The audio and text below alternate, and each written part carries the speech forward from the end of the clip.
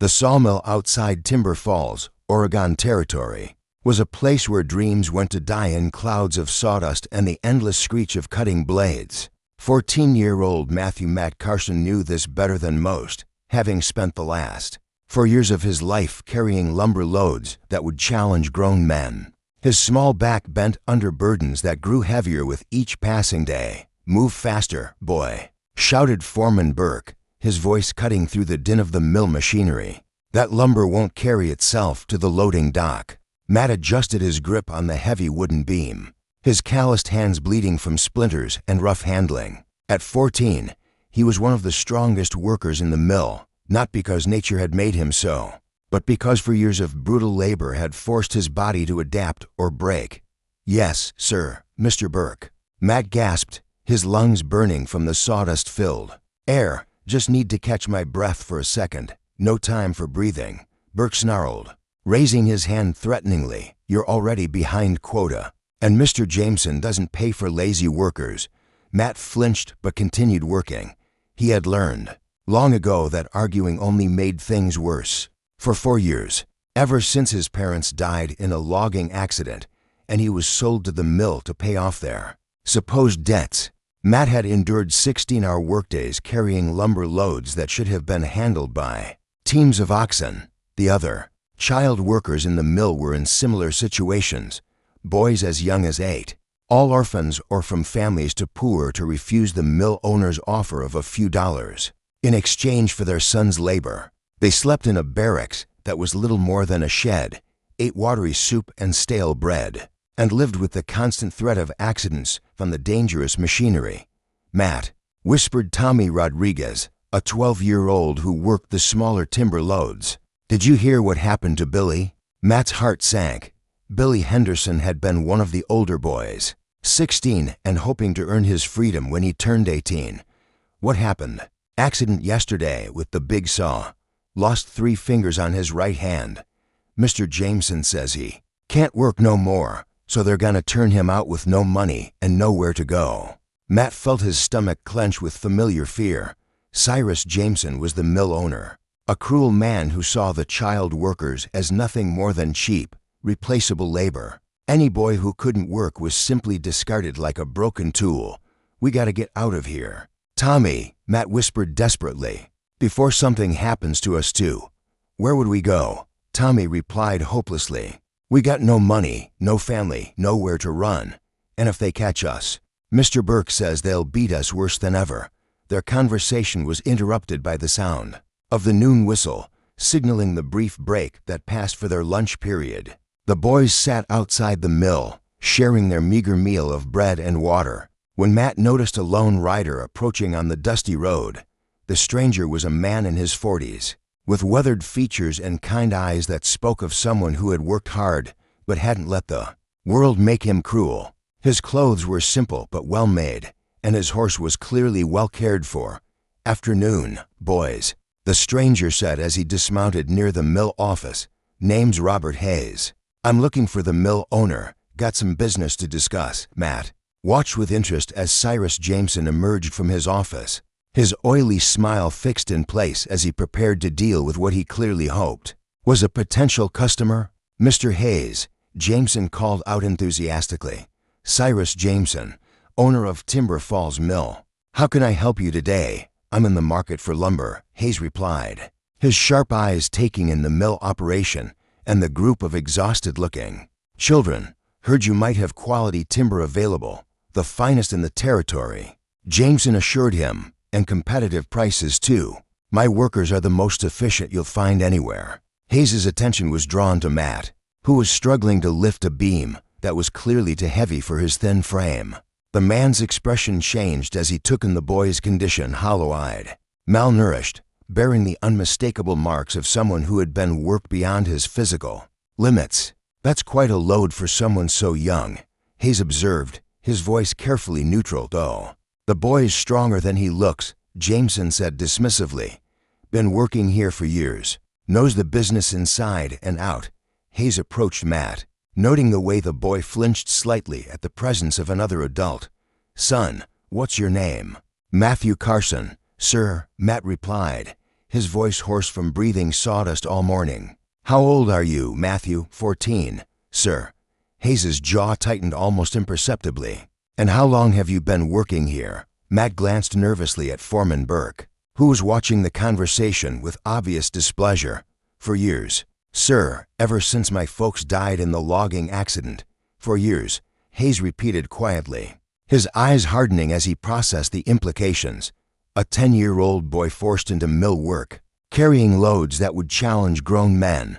Before Matt could say more, Burke stepped forward aggressively. "That's enough questions, stranger. These boys have work to do, and you're interfering with mill operations."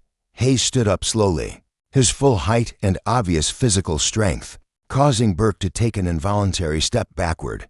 "I wasn't talking to you." The rancher turned back to Matt, his voice gentle despite the anger Matt could see building in his eyes. "Matthew, what kind of loads do you typically carry, whatever needs moving?" "Sir," Matt said quietly, "beams, planks, cut timber, sometimes pieces that take to grown men to lift. And they expect you to carry these alone." Matt looked down at his feet, ashamed to admit the truth. "Yes, sir. Mr. Burke says if I can't do the work, they'll find someone who can." Hayes was quiet for a long moment, his experienced eyes taking in not just Matt's condition, but that of all the children around the mill. When he spoke again, his voice carried a dangerous edge. "Mr. Jameson, I'd like to see the employment contracts for these children." Jameson's confident demeanor began to crack. "Now see here, Mr. Hayes, this is a private business matter. You have no authority to." "Actually," Hayes said, producing a badge from his vest pocket, "I'm a territorial deputy marshal, and I'm making this an official inquiry into possible violations of child labor laws." Matt felt his heart leap with desperate hope. A lawman, someone with the authority to investigate the terrible conditions at the mill. Burke stepped forward menacingly, his hand moving toward the gun at his hip.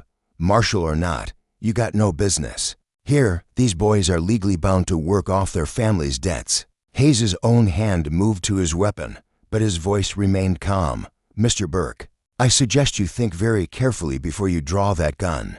Threatening a territorial officer is a serious crime."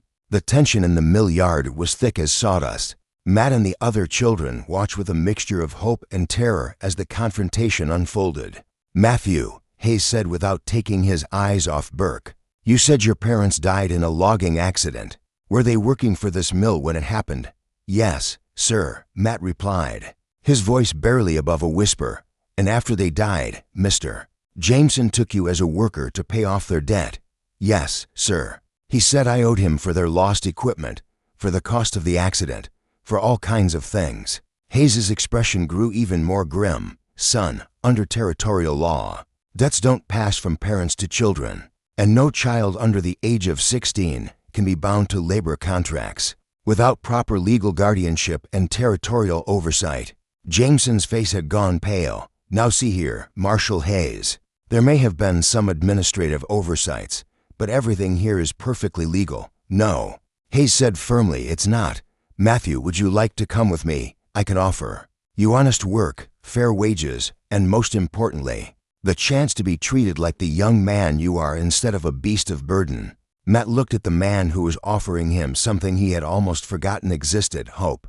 "You mean it, sir? You'd really take me away from here?" "More than that, son," Hayes replied with a gentle smile. "I'd give you the chance to put those tools down for good and learn what it means to be a child again." As Matt took his first steps toward freedom, he realized that the stranger wasn't just offering him a job. He was offering him back his childhood, his dignity, and his future. Subscribe to our channel to see what happens next. Will Marshal Hayes be able to free Matt and the other children from their nightmare? What dark secrets about the mill operation will come to light? Don't miss the explosive next chapter where justice confronts exploitation in the Oregon Territory.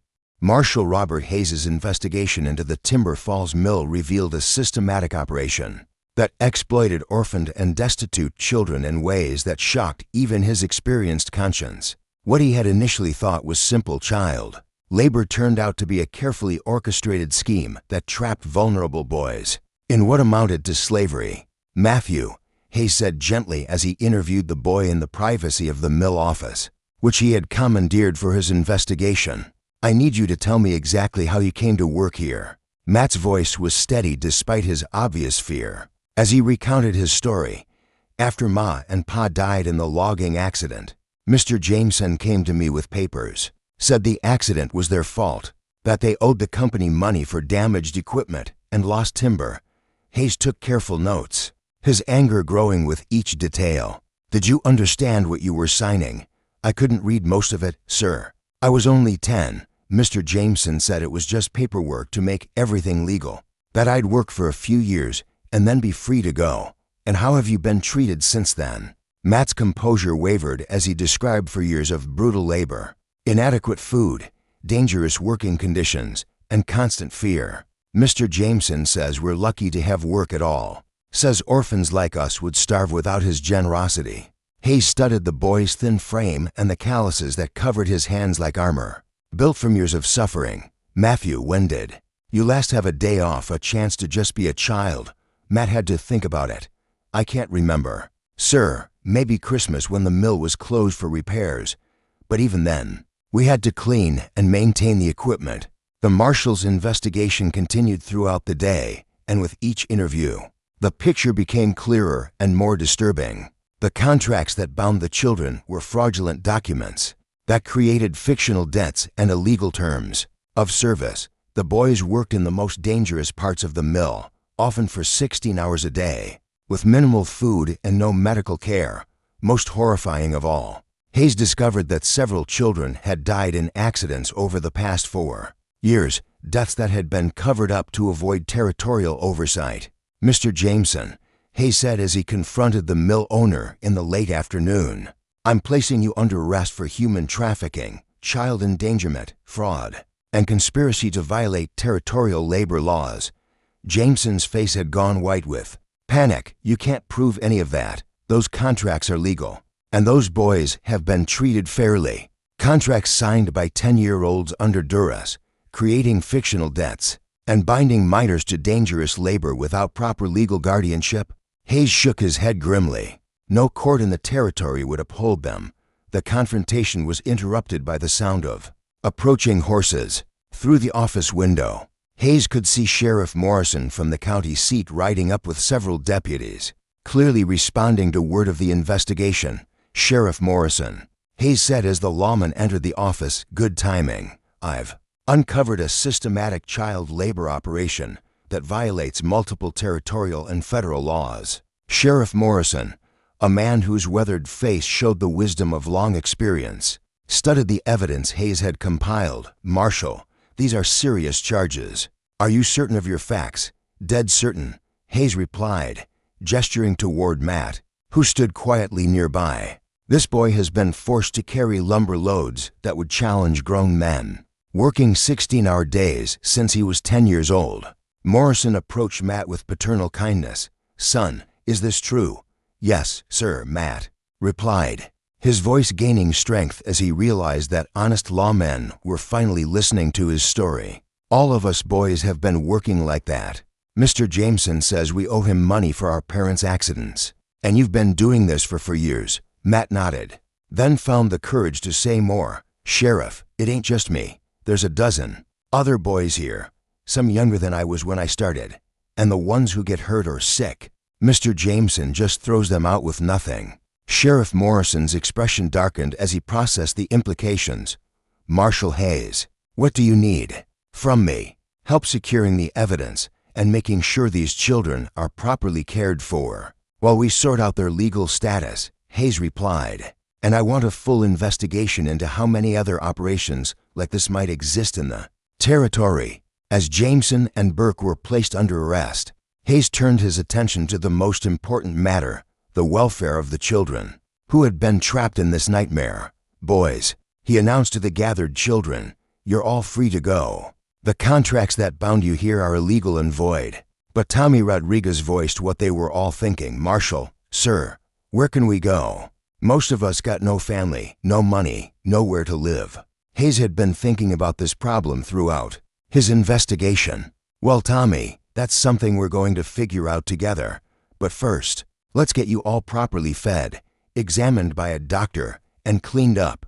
over the next several days, as Hayes worked with Sheriff Morrison and Territorial Social Services to arrange proper care for the rescued children. He found himself particularly drawn to Matt Carson. The boy had shown remarkable resilience and leadership during the crisis, helping to care for the younger children and providing detailed testimony that would be crucial in prosecuting Jameson.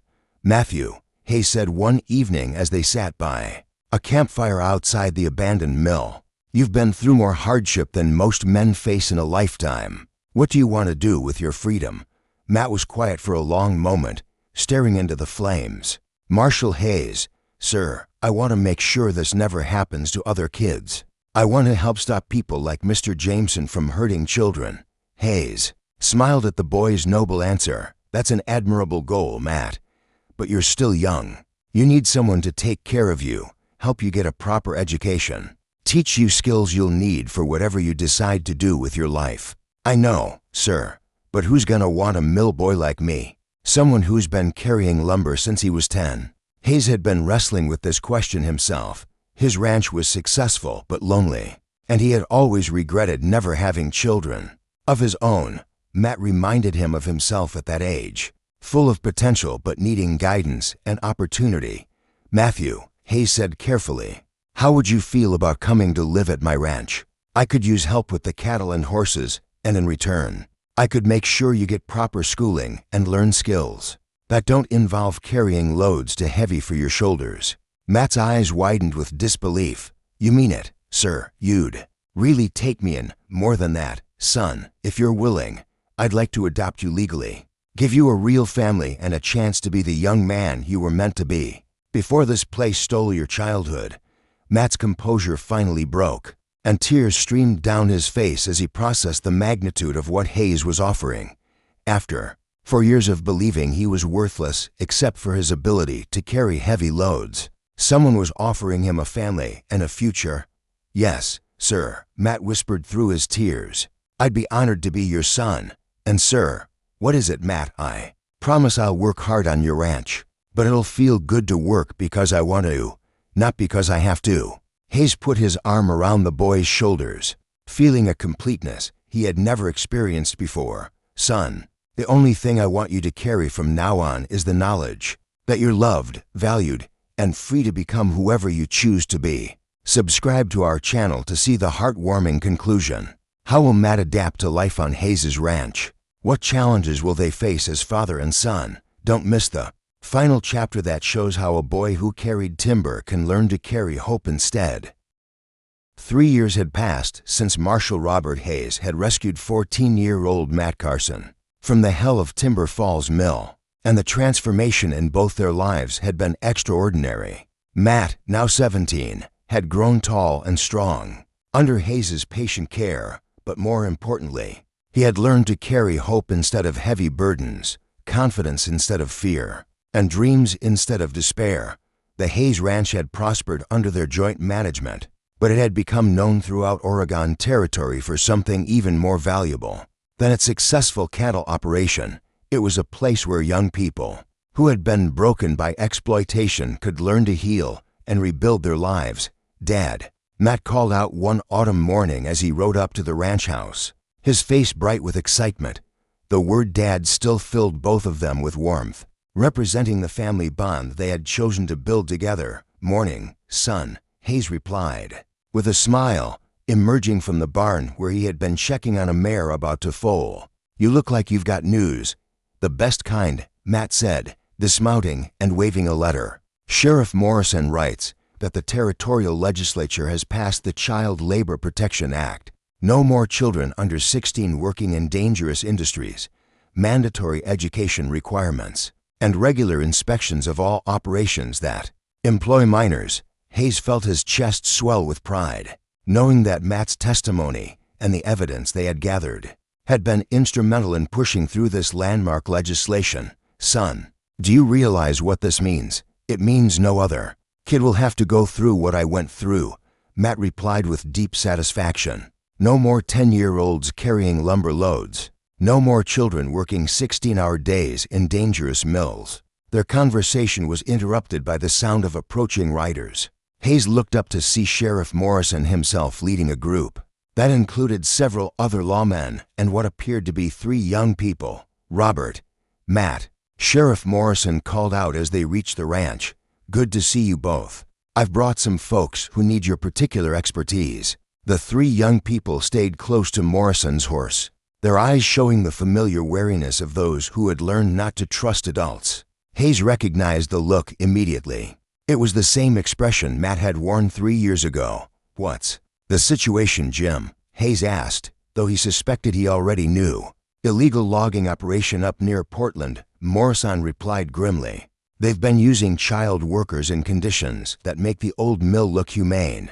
We shut them down and arrested the operators, but these 3 have nowhere to go." Matt stepped forward, his own experience allowing him to connect with the frightened children in ways that adults couldn't. "Hey there," he said gently. "I'm Matt Hayes. I know you're scared and confused right now, but you're safe. Nobody's going to hurt you anymore." The oldest of the children, a girl of perhaps 15, looked at Matt with surprise. "You were in a place like we were, worse, probably." Matt replied honestly, "I spent for years in a mill carrying lumber, loads that should have been handled by teams of oxen. But that's all behind me now, and it's behind you too." Over the following weeks, Matt found himself becoming a mentor to the 3 children, Sarah, Tommy, and little Ben, sharing his own story and helping them understand that their terrible experiences didn't define their worth or limit their potential. "Matt," Sarah said one evening as they sat on the ranch porch, "how did you stop feeling worthless?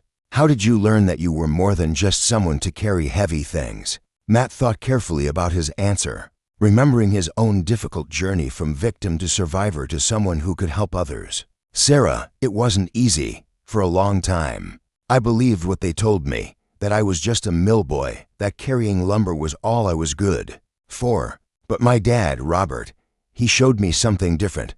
"What did he show you?" "He showed me that my value as a person had nothing to do with how much weight I could carry. He taught me to read, to think, to dream about a future that didn't involve breaking my back for someone else's profit." As the months passed, Sarah, Tommy, and Ben began to heal under the patient care of Matt and Robert. Sarah showed a remarkable aptitude for mathematics and bookkeeping, while Tommy had a natural talent with horses. Ben, despite being only 8 years old, displayed an artistic ability that Robert encouraged by teaching him to read and providing him with art supplies. But their peaceful life was disrupted one day when a familiar and unwelcome figure arrived at the ranch. Cyrus Jameson, the former mill owner who had been released from territorial prison after serving 2 years of his sentence. Well, Jameson said with a sneer as he dismounted near the ranch house. "If it isn't little Matthew Carson and his bleeding heart Marshal." Matt stepped out onto the porch, no longer the frightened child Jameson remembered. At 17, Matt was tall and confident, with the bearing of someone who knew his worth and wouldn't be intimidated by bullies. "Mr. Jameson," Matt said calmly, "you're trespassing on private property. I suggest you state your business and move on." Jameson's eyes narrowed as he took in Matt's transformation. "My business is simple, boy. I've come to offer you your old job back. The mill's running again under new management, and they need experienced workers." The audacity of the offer left Matt speechless for a moment. Jameson was actually trying to recruit him back to mill work, apparently believing that Matt would be interested in returning to the life he had escaped. "Mr. Jameson," Matt said with quiet dignity, "I would rather die than work for you or anyone like you again. And if you think I'd let you anywhere near these other children, you're insane." Jameson's facade of reasonableness dropped away, revealing the cruel man underneath. "You always were an ungrateful little brat, Carson. I gave you work when you had nothing. You enslaved children," Matt replied firmly, his voice carrying the authority of someone who had found his strength. "You worked them to exhaustion and dangerous conditions for your profit. That's not giving someone work, that's exploitation and abuse." Robert emerged from the house, his hand resting casually near his gun belt. "Jameson, you have 10 seconds to get off my property before I arrest you for trespassing and harassment." As Jameson rode away, still muttering threats and curses, Matt realized something profound about his own growth. 3 years ago, the man's presence would have terrified him, might have made him question his own worth. Now, he felt only pity for someone so consumed by greed that he couldn't see the evil in his actions. "Dad," Matt said as they watched Jameson disappear down the road, "thank you for showing me that I was worth more than what I could carry." "Son," Robert replied with a warm smile, "you always were worth more. I just helped you see it." That evening, as they gathered for dinner with their extended family of rescued children, Matt reflected on the journey that had brought them all together. The Hayes Ranch had become more than a cattle operation.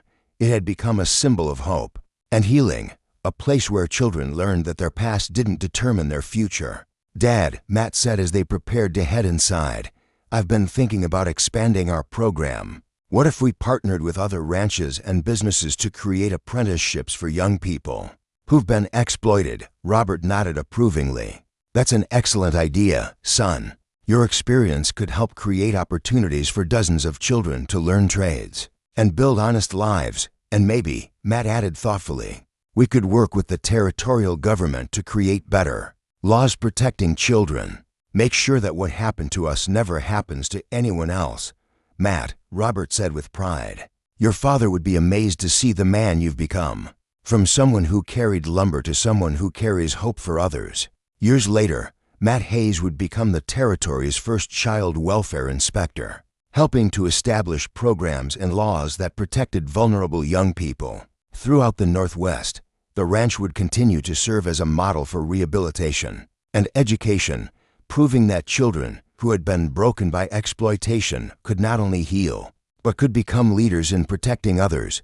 But that night, as Matt helped tuck little Ben into bed and listened to Sarah read to Tommy from one of Robert's books, he understood that his most important accomplishment wasn't the legislation or the programs or the recognition.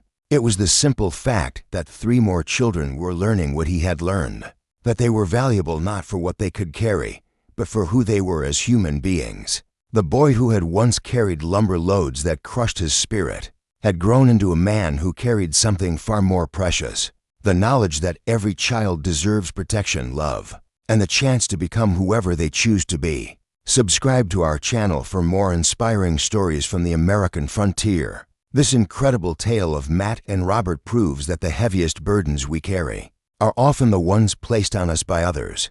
But the most important weight we can bear is the responsibility to protect those who cannot protect themselves. Hit that subscribe button and ring the notification bell to join us for more emotional journeys that show how one person's compassion can transform not just individual lives, but entire communities.